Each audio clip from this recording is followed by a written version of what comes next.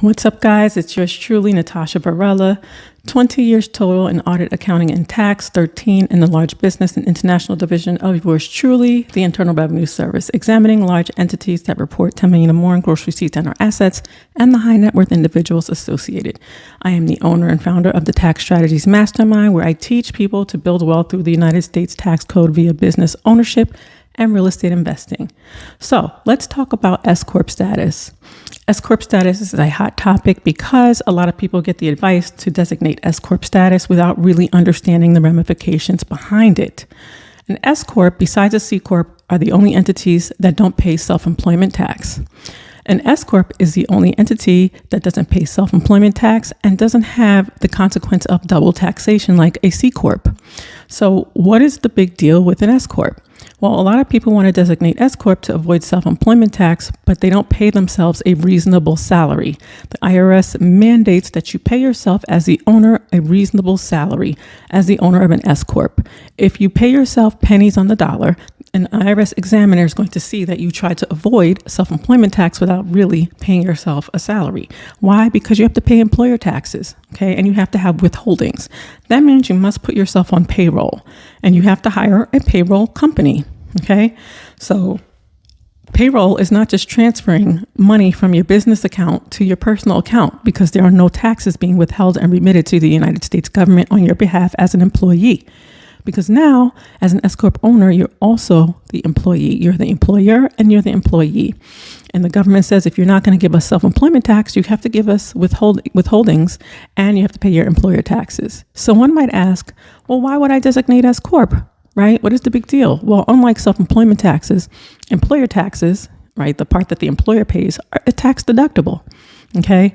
So that's why people would designate S Corp status. Now, what is the big deal about it?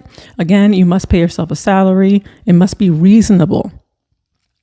Reasonable meaning it has to be comparable to other companies in your industry with similar sales. Okay, what happens if you try to pay yourself a minimal salary?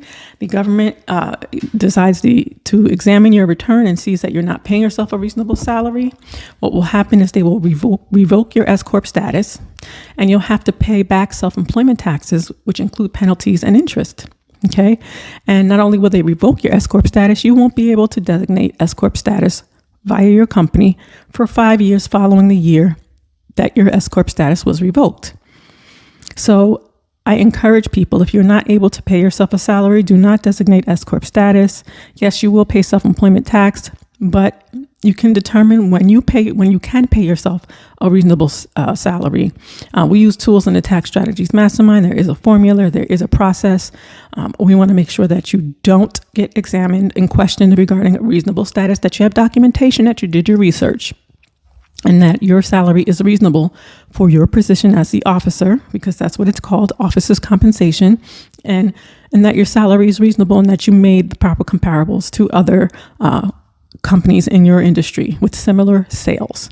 Okay, so it's important. If you want to designate S Corp and you're ready, you would do so by filing Form 2553. Okay, and you can designate S Corp status as of the beginning of the year. A lot of times business owners, they don't know if they can pay themselves a salary yet because it's too early. And then probably maybe June, July, you decide I can pay myself a salary. You can send in your Form 2553.